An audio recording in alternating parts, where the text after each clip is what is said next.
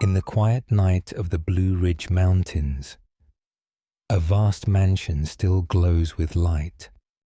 They call it the Biltmore Estate, the largest home in America, resting in Asheville, North Carolina.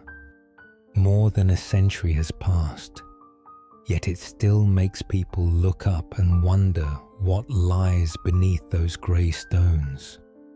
Biltmore was built between 1889 and 1895 by George Washington Vanderbilt II, under the vision of architect Richard Morris Hunt. It was designed in the elegant French Renaissance style, a touch of European grandeur in a changing America. With more than 175,000 square feet, 250 rooms, 65 fireplaces, and 43 bathrooms, it stands as a monument to a golden age. But deep within those walls, beyond layers of stone and silence, there is a steel door that once guarded the soul of an entire world of art. Tonight, let us walk together beyond those old stones and listen as Biltmore whispers the memories that have slept for 100 years.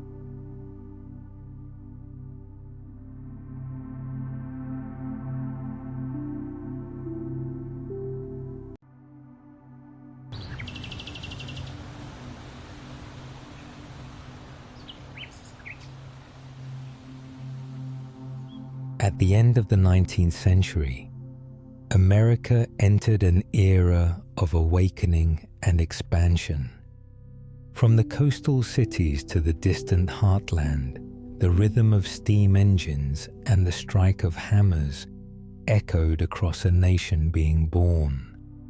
Industrialization opened a door for a new kind of wealth, a class of people who wanted not only fortune, but legacy. They sought to carve their names into history through creations that could outlast time itself. It was the age of grand mansions, homes built not merely to live in, but to declare beauty and ambition. Across the country, powerful families raced to recreate the glory of Europe, as if to say that America too, young as it was, could stand beside Paris or Florence. But amid the noise and smoke of industry, one young man searched for silence. His name was George Washington Vanderbilt II. He was the 8th generation descendant of Cornelius Vanderbilt, who had built one of the greatest shipping and railroad empires of the Gilded Age. Yet George was different. He had no desire for the chaos of business or the clamor of the trading floor. His heart belonged to books, to art, and to the quiet beauty of nature. While most of the wealthy gathered in New York to flaunt their riches, George looked south, toward the mountains, the forests, and the valleys filled with wind and mist. During a journey through Asheville, North Carolina, he stopped on a hillside and looked down at the French Broad River, glowing softly under the evening sky. The mountains were shrouded in clouds, the pines cast long shadows, and the air smelled of wood and fresh earth. In that still moment, he knew this was where his dream could live, a place where art, nature, and human craftsmanship could exist together in quiet harmony. That dream was not born of impulse. Vanderbilt spent years studying the blueprints of old palaces and the architecture of France and Italy. He imagined a world of his own, majestic yet gentle, grand yet alive with stillness. To make it real, he turned to Richard Morris Hunt, America's greatest architect of the time, Hunt understood immediately. He designed Biltmore in the chateau-esque style, inspired by the castles of France's Loire Valley, with soaring towers, steep roofs, carved balconies, and arches that caught the morning light. Every line, every curve, every shadow was drawn so that the house would not only stand, it would breathe. To complete the vision, Vanderbilt invited Frederick Law Olmsted, the designer of Central Park in New York, to shape the land itself. When Olmsted walked the hills of Asheville, he said softly, "This land could become a living painting." Under his care, winding paths curved through meadows, small lakes reflected the sky, and the mountain wind carried the scent of pine through the trees. And so, beauty began to take form in stone and in light. Construction started in 1889. More than 1,000 workers labored day and night through the harsh southern seasons. The sound of hammers on steel, saws through wood, and the rumble of carts along a private railway filled the air. Each sound became part of a single rhythm, the rhythm of human hands building a dream. Sandstone was quarried nearby. Oak, steel, and glass were brought from the north. Every brick, every window, every beam was chosen with care, as if each one held a heartbeat. Vanderbilt often stood at the site, silent, watching as his vision rose above the trees. And slowly, the shape of the house appeared on the Asheville horizon. Its towers caught the morning sun, and locals began calling it the castle on the mountain. At sunset, the stone turned red, and the windows burned like mirrors of fire. Inside, artisans from France and Italy worked quietly. The tap of chisels, the scent of paint and wood. They were not just building a home. They were carving the spirit of an ideal. After 6 long years, the work was done. On Christmas of 1895, Vanderbilt opened the doors of Biltmore for the first time. Electric lights shimmered on the high ceilings. European paintings lined the halls. Fireplaces glowed with warmth as music drifted through the air.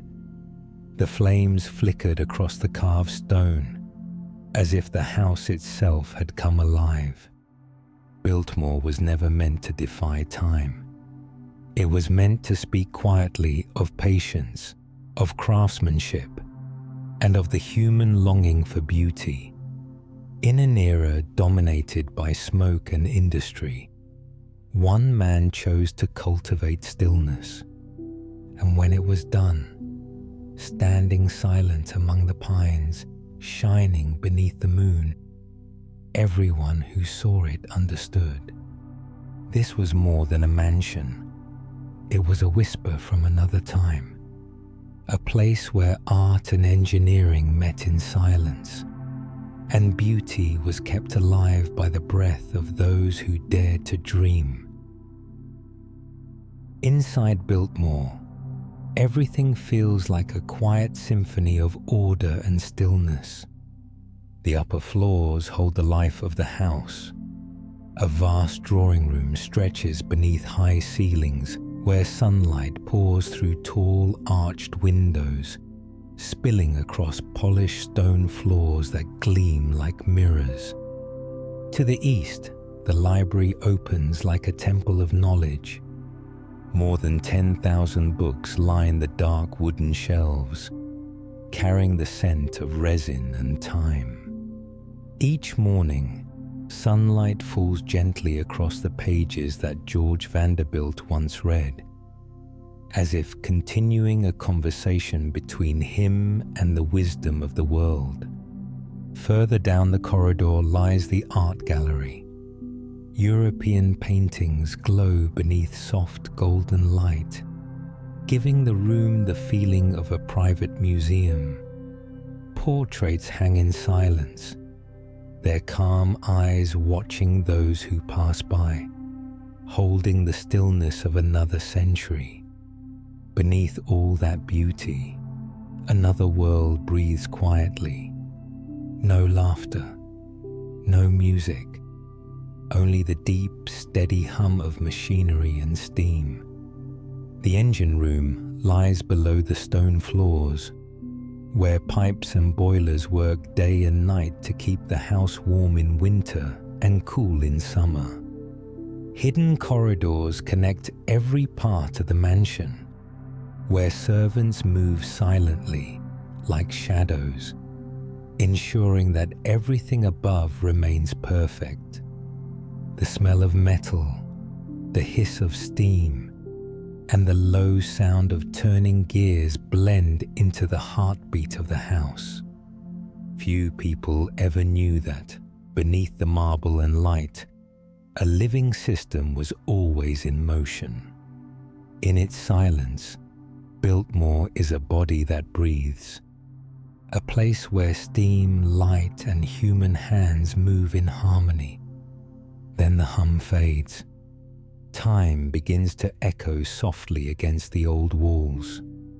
In 1914, when George Vanderbilt passed away, Biltmore grew still, as if it had lost its heartbeat. His footsteps, once gentle along the corridors, became memories. His wife, Edith, and their daughter, Cornelia, stayed behind, trying to keep the house alive amid the emptiness. But time kept moving. War and hardship came, and the weight of keeping a home this vast became too heavy to bear. By 1930, during the Great Depression, the Vanderbilt family made a decision no one expected. They opened Biltmore to the public. It was not for profit, but for preservation. They wanted the estate to keep breathing, and they wanted the city of Asheville to have something beautiful to hold on to. Locals began walking through the great iron gates that once belonged only to nobility. Their footsteps crunched softly on the gravel as they looked up at the grand arches and vaulted ceilings. Inside, they saw not just wealth, but the effort to preserve a dream, proof that beauty can survive even in the darkest of times. The story of Biltmore did not end with the man who built it. The house continued to live through the warmth of unfamiliar footsteps, through the wind moving gently across its rooftops, through the walls that still remember every sound. It became part of the land's memory, both a symbol of pride and a reminder of what it cost to endure. The wind still travels through its long corridors, carrying the chill of time. From a dream built of stone and light, Biltmore stepped into history, and in the shadow of war, it became the guardian of a secret that no one could have imagined. The world was burning in the smoke of war. After Pearl Harbor, America entered an age of uncertainty. The sky over Washington, D.C. was no longer a symbol of safety, but a possible target for bombs.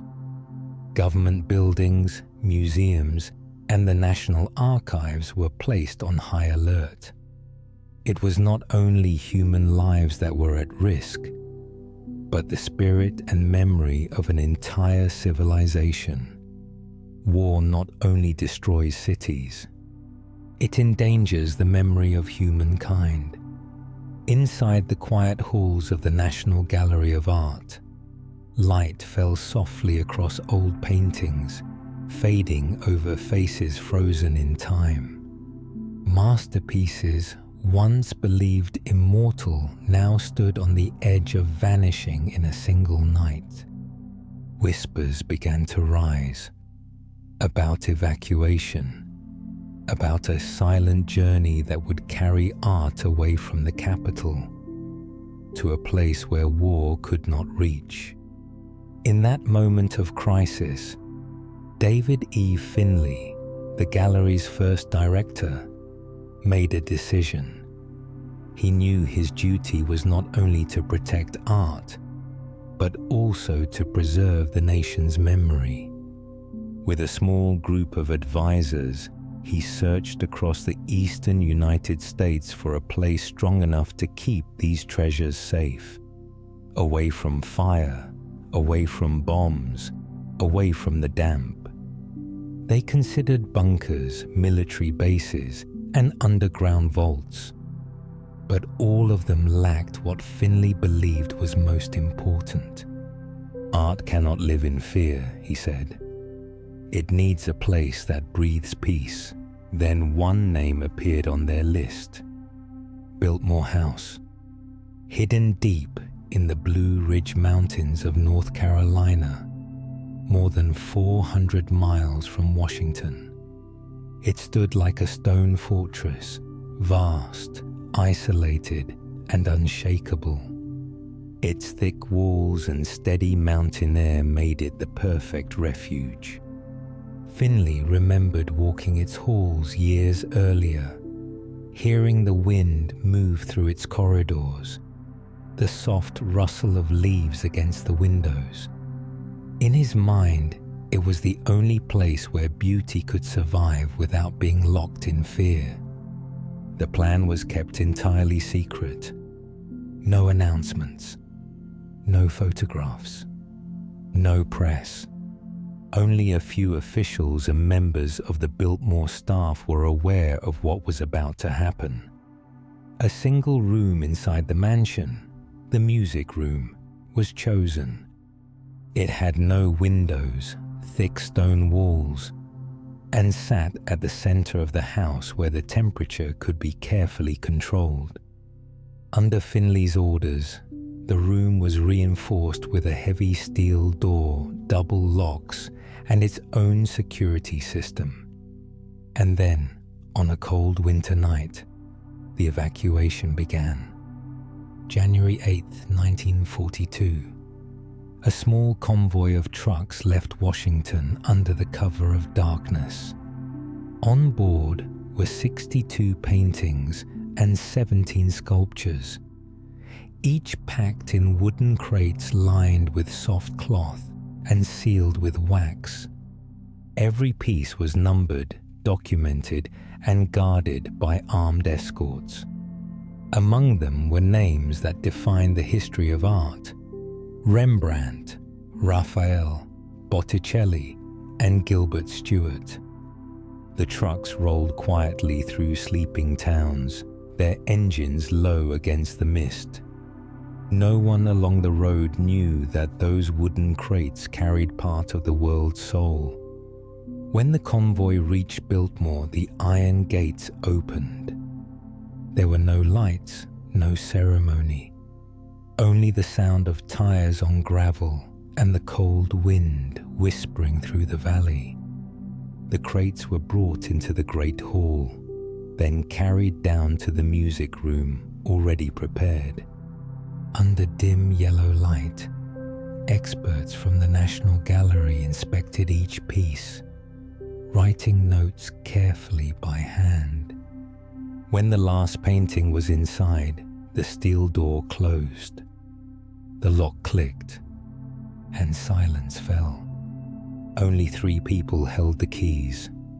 From that moment on, Biltmore was no longer just a symbol of a golden age. It became a sanctuary for American art during wartime. For months, the room was checked constantly. Temperature and humidity were measured by hand and recorded in notebooks. Finley received regular reports, making sure everything remained safe. The paintings rested quietly in the dark, surrounded by cold stone. Guards later said that on still nights they could hear faint sounds, the creak of wood, or perhaps only the wind moving through the door. Whatever it was, they believed the art was alive, just breathing more softly. To the public, the National Gallery simply announced that its galleries were under maintenance. No one knew the truth, that beneath the stone walls of Biltmore, a part of humanity's heritage was being protected in silence.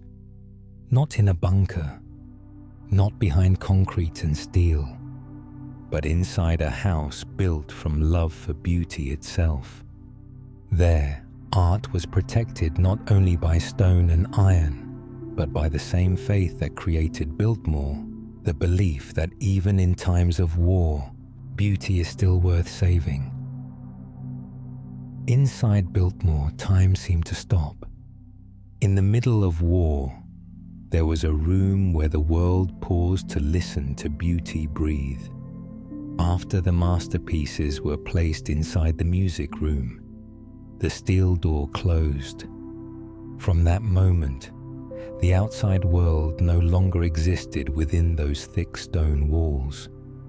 According to records from the Biltmore Estate and the archives of the National Gallery of Art, the room was completely sealed, with access strictly controlled. Only 3 people held the keys: the estate manager, a representative from the gallery, and the head of security. No one else was allowed to touch that door. It was more than a security measure. It was almost a ritual, a vow to protect the memory of humanity in a time when darkness ruled the earth. Every day, technicians walked the quiet corridors. They checked the temperature and humidity gauges, writing each number carefully in their notebooks. The dim yellow light touched the thin pages. The temperature had to remain constant, never changing more than a few degrees. Humidity had to remain steady, preventing the wooden frames from cracking and the oil paint from fading or peeling. In the curator's logbook, one note remains: all stable, no changes. Below it, a small circle was drawn, a mark for another day when art had survived untouched. Inside the music room, sound disappeared. Only the soft scratch of pen on paper, the faint hum of the measuring instruments, and sometimes a cold breath from the stone walls made the air feel still. Outside, the war raged on, but in that room, everything stood still, as if the outside world was only a faraway dream. Those who entered said it felt like walking into a chapel. No one spoke loudly. No one hurried their steps. Each person bowed slightly as they passed the paintings, as if walking through a quiet history still asleep. 2 years passed. The noise of bombs faded. America began to see the end of the war. By 1944, when the threat of air raids had passed, David E. Finley gave the order to return the artworks to Washington, D.C. Once again, a convoy of trucks left Asheville, carrying the same wooden crates that had once arrived in silence. The journey back was calm and slow. Headlights swept across the misty trees, leaving soft streaks of light on the damp gravel road. No incidents were recorded, and when the paintings and sculptures were placed back inside the National Gallery, people said the rooms seemed brighter, perhaps because the light now reflected through layers of paint that had rested too long in Biltmore's quiet dark. The mission ended in silence. No newspaper headlines. No public announcement. No one knew the long journey those paintings had taken. All related documents were stamped Biltmore Storage and stored inside the National Gallery archives. A quiet record of one extraordinary chapter in the history of art preservation. Those records still exist today. Notes, sketches, reports, and the curator's journal. Their pages yellowed with time, their edges folded, the ink fading into brown. But behind those fragile pages lies something greater. The unity of people protecting beauty in a time of war. Yet memory never sleeps for long. Another story began to whisper through generations. Locals in Asheville said that during the evacuation, a small room behind the music room had been sealed off. A storage space for tools and spare crates. After 1944, that room was never opened again. No blueprints mentioned it. No staff confirmed entering it. But the rumor spread. Something might still be inside. Maybe only empty boxes. Maybe something forgotten. No one knew, and the Biltmore Company never confirmed. Still, the story lived on. Told in cafes, in the voices of tour guides, in the quiet glances of visitors standing before the iron door. They called it the locked room beneath the mansion. Maybe it's only a legend. But sometimes the unknown feels more real than the truth, because what we cannot know often draws us closer than what we can explain. Today, visitors walk past the music room without realizing that this was once a shelter for art during the Second World War. The stone walls remain silent. Light still falls softly across the wooden floor. And if you stand quietly enough, you might hear a faint echo, not sure if it comes from the room itself or from the memory of the house. When the war ended, the steel door closed once more, but inside it, art and memory remained. Still, silent, breathing slowly, like the heart of the house itself. And somewhere within the cold stone, beauty still breathes. At the end of the 19th century, as grand mansions rose across America, the upper class began to follow a new philosophy of living, a philosophy of silent presence. It was an era when true luxury was not about display, but about the art of disappearing perfectly. In the great estates, servants were never meant to be seen by guests. Every meal, every task, every detail had to be completed before the master entered the room. It was called the principle of invisible service. Perfection measured not by words, but by the illusion that everything functioned effortlessly, even when no one appeared to be in control. For the wealthy families of the Gilded Age, that invisibility was the highest form of refinement. And among all the homes built with that ideal, Biltmore House stood as its purest expression. George Washington Vanderbilt did not simply build a home. He created an entire world, a self-contained universe where every movement of life hid beneath the surface of elegance. Guests who stepped into the grand hall saw only French tapestries, crystal chandeliers, and staircases that curved like silk. They never knew that behind the dark wood panels ran a hidden network of passageways designed for servants to move unseen. Every door, every panel, every corridor was planned so that the rhythm of service would flow perfectly, yet remain invisible. On the eastern side of the mansion, there were secret doors connecting the breakfast room and the library to the service areas. They were disguised with matching wood or wallpaper, blending thoroughly with the walls. Unless someone knew where to look, even standing inches away, they could not tell where the wall ended and the door began. Some corridors were narrow, lit only by small oil lamps guiding the way. They led to the kitchens, the laundries, the storerooms, the quiet engines behind every glittering dinner upstairs.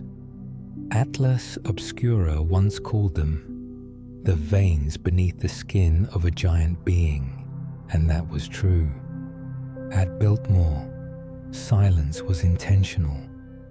The footsteps of servants were never allowed to touch the laughter of guests. If the upper floors were a place where light sang, the lower floors were where steam whispered.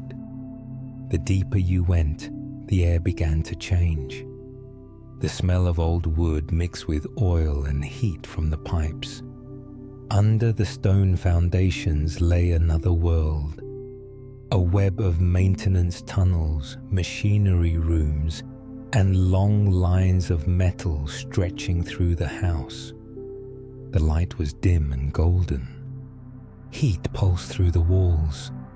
Sometimes a soft hiss echoed as valves released their breath.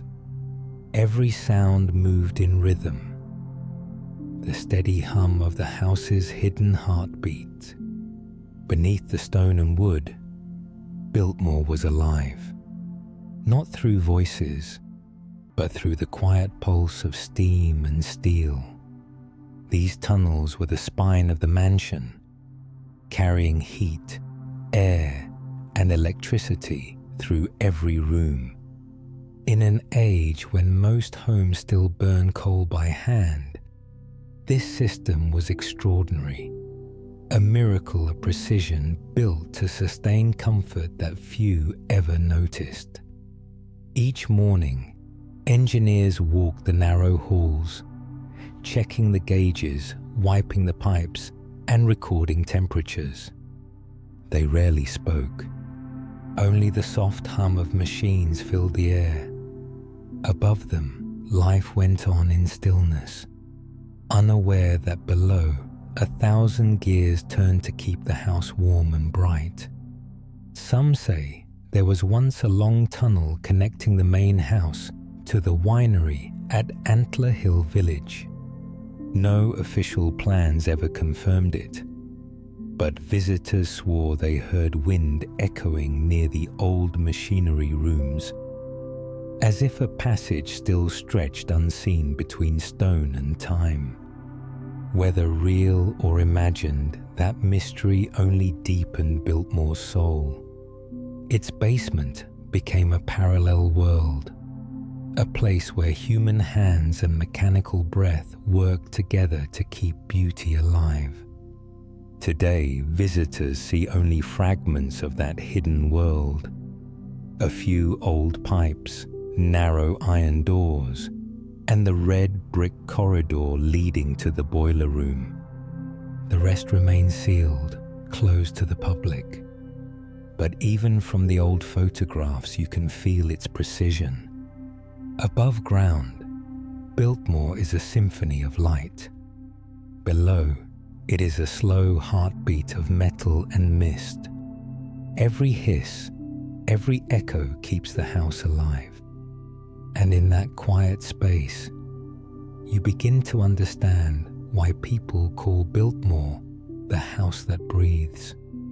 It lives not only through its beauty, but through the unseen rhythm beneath its stone and wood.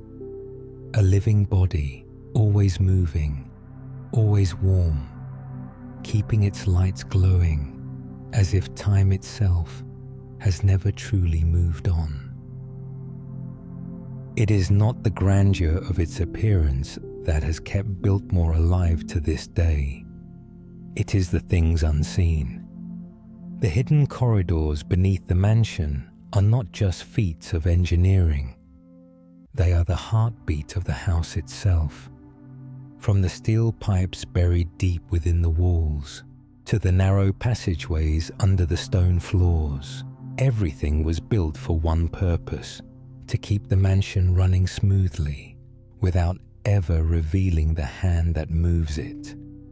These hidden halls were where the staff passed quietly. They carried trays, tended to the furnaces, and kept the house's rhythm alive. Warm air from the boiler room traveled through dozens of pipes, spreading evenly through every floor, keeping Biltmore's temperature constant across all seasons. Inside the walls, secret vents balance humidity, protecting the wood, the paintings, and the delicate wallpaper from decay. In an age when climate control was still a dream, this system was a kind of miracle.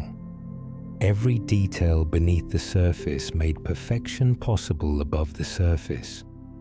A bell would ring in the dining room. Moments later, a hot meal appeared. No footsteps. No one has seen.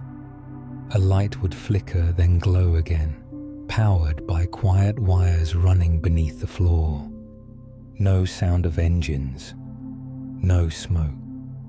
Yet everything moved in perfect harmony. In that silence, Biltmore felt alive. Its tunnels and pipes became the veins of a living body, pulsing steadily under marble and stone.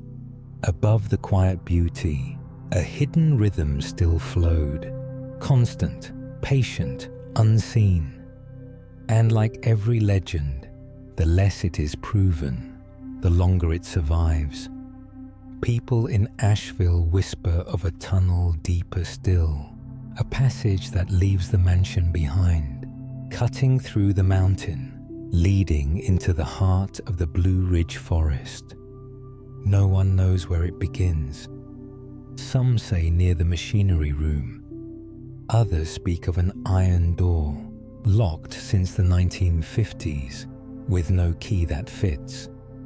They call it the Ridge Tunnel, a secret passage built for a reason only its master ever knew. Every city has its mysteries, and for Asheville, that mystery lies beneath Biltmore. Stories are passed down from one generation to the next. No one proves them. No one denies them. And maybe no one truly wants to. Some say that on fog-heavy nights, if you stand near the western wing, you can hear a faint sound rising from the earth. Aim. A whisper of wind through old pipes, or the soft tremor of metal brushing against metal. No one knows if it's real, or if it's the memory of the house itself, still breathing. For the people of Asheville, the legend doesn't need to be true. It exists like a shared memory, a reminder that Biltmore is not only stone and architecture, but the living soul of the land around it. Among the damp forests and quiet streams, the name Biltmore is still spoken softly, like the name of an old friend. Mysterious, noble, and carrying something never revealed. And perhaps it is what remains unrevealed that keeps us from leaving. Beneath the chandeliers, where violins once played and laughter once filled the halls, there lies another world, a place where only steam and metal speak, a world built not for the eyes, but to uphold everything shining above. Under the crystal lights, beneath the echo of music, there is a stone and mist and the footsteps of a past that never truly left. And if one night you stand in Biltmore's hallways and stay silent long enough, you might feel it, as if the whole house, it is still keeping its promise to the past. When you open the archives of the National Gallery of Art, there is a faint line written on the cover: Biltmore Storage, 1942 to 1944. Inside are detailed records of dates, temperatures, humidity, and lists of artworks, written in the careful handwriting of those who once lived through the war.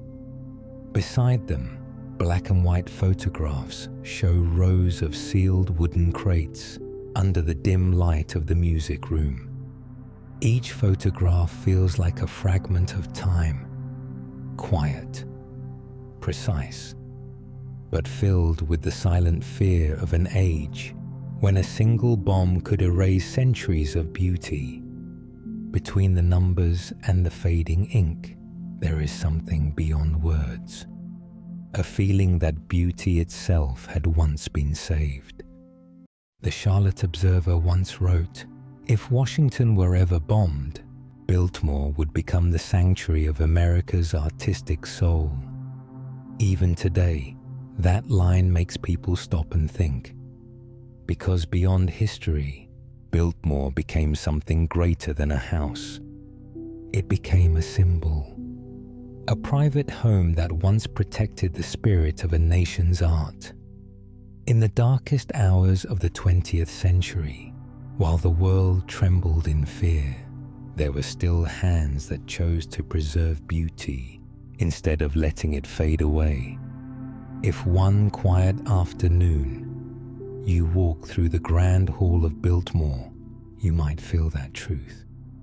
The doorways still stand, as if they were never fully opened. Every wall, every carpet, every window frame carries a thin layer of memory from the time when this was not only a home, but a refuge of faith. And in the way the mansion was built, you can see it clearly. Biltmore was created to protect what is most fragile in the quietest way possible. Upstairs, the hidden servant corridors speak of discreet service, a world where the art of remaining unseen measured perfection. Downstairs, the steel door of the music room holds another kind of memory, where art was sealed away to outlast both time and war. One protected the rhythm of the house. The other protected the soul of a nation. Together, they shared one truth. Silence can preserve what is most precious.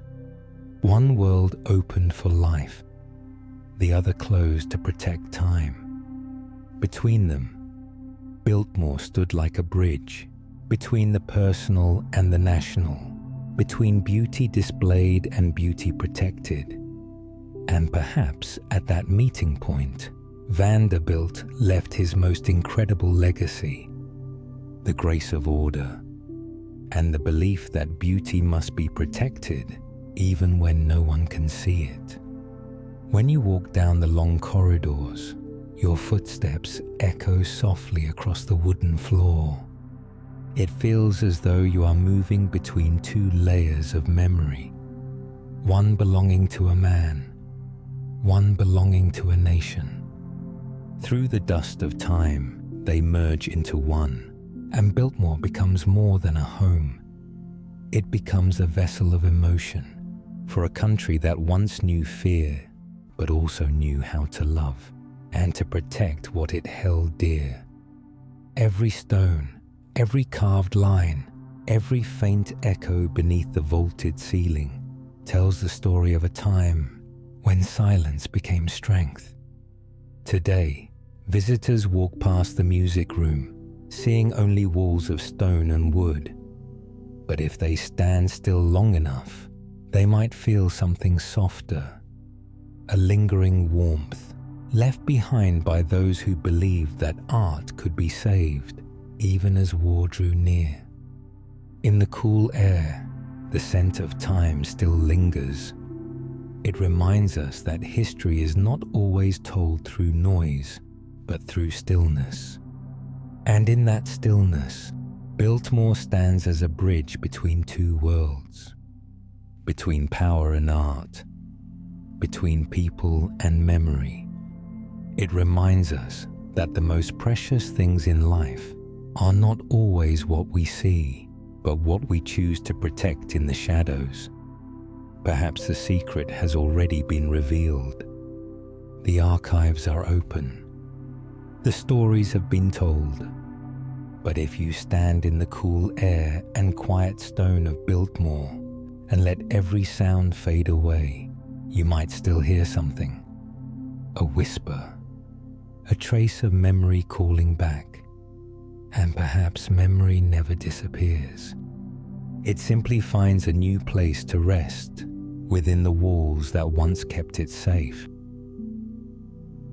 From the dream of George Washington Vanderbilt, as he stood on the hillside overlooking the valley of the French Broad River, to the still door of the music room during the war years, and the hidden corridors beneath the stone floor, the journey of Biltmore is made of 3 layers of memory breathing in the same rhythm. The rhythm of time. Above is the dream, where beauty was built from light and aspiration. Beneath the ground is memory, where beauty was protected by steel and silence. And between those 2 layers is life, where people continue to pass through, to breathe together, to live together, and to tell the story again. Those 3 layers form not only the soul of Biltmore, but also a truth both eternal and straightforward. Beauty never disappears. It only changes form, change place, and waits for someone to listen. History does not stay still. It whispers to those who are willing to hear. If you stand in the grand hall at dusk, when sunlight filters through the glass windows and falls upon the stone floor worn by centuries of footsteps, you can feel that breath, not as a sound, but as the quiet life of a house that once witnessed war and once guarded the sacred heart of a nation. Today, Biltmore is more than a building. It is the living memory of America, a reminder that sometimes the things we protect in silence are the ones that speak the loudest. Every wall, every doorway, every gust of wind moving through the corridors whispers the same truth. Beauty can be hidden, but it has never been lost. And if history is the echo of humanity, then Biltmore is where that echo becomes breath. In the darkness of time, it still lives. It still whispers, as though the house continues to guard the dreams that people have left behind. Outside, night settles once more over Asheville. The sky deepens to ink. Wind drifts through the pines, carrying the scent of damp earth and dry leaves from the Blue Ridge. Golden light glows faintly from the windows, like the last embers of memory refusing to sleep. The sound of a piano fades through the old hall, merging with the wind, then dissolving into silence. And perhaps, if you stand still long enough, you will hear it. A faint sound, a quiet greeting from the house itself. To those who choose to listen, thank you for walking with me through the corridors of memory. Until we meet again, when night falls once more over Biltmore.